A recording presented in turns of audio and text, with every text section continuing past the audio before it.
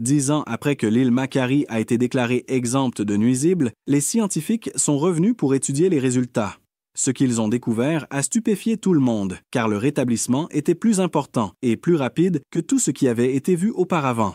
Un projet visant à corriger une erreur écologique majeure est devenu un exemple mondial d'espoir pour la conservation. L'île Macquarie était autrefois décrite comme un simple champ vide.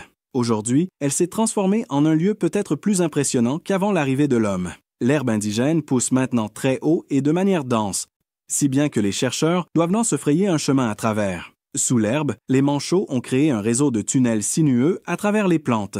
Les plantes les plus rares se sont également rétablies de manière remarquable. 2 types d'orchidées, qui ne survivaient que dans de petites zones protégées, poussent maintenant sur toute l'île. Une herbe rare, autrefois réduite à quelques plants seulement, s'étend maintenant à de nouveaux endroits chaque année. Les scientifiques dépensent qu'il y a plus d'animaux indigènes vivant sur l'île Macquarie maintenant qu'à n'importe quel moment au cours des 150 dernières années. Le résultat le plus surprenant fut peut-être la rapidité avec laquelle l'environnement s'est rétabli. Les experts prévoyaient que l'île aurait besoin de 30 à 50 ans pour se rétablir. Cependant, des changements significatifs sont apparus après seulement quelques années. Certaines populations d'oiseaux augmentent de 10% par an, un taux exceptionnellement élevé pour des efforts de conservation.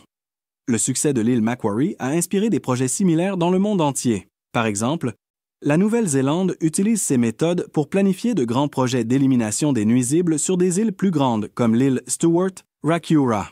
Les événements sur cette petite île de l'océan austral changent maintenant la manière dont la conservation insulaire est menée partout dans le monde. Cependant, la sécurité de l'île reste fragile. Aujourd'hui, l'île Macquarie est protégée par des mesures de sécurité très strictes. Chaque navire est contrôlé avant son arrivée. Des chiens entraînés inspectent toutes les cargaisons. Tout l'équipement, les sacs à dos et même les poches de veste sont nettoyés à fond pour empêcher l'entrée de nuisibles. La leçon est simple. Le coût de la prévention d'un problème est bien inférieur au coût de la réparation d'un désastre.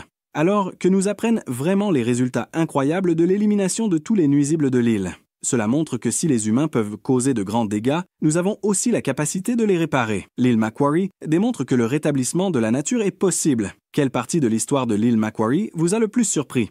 Avez-vous observé comment les espèces non indigènes affectent la nature là où vous vivez? Dites-le nous dans les commentaires et partagez cette histoire pour montrer aux autres ce qui est possible lorsque nous protégeons la planète.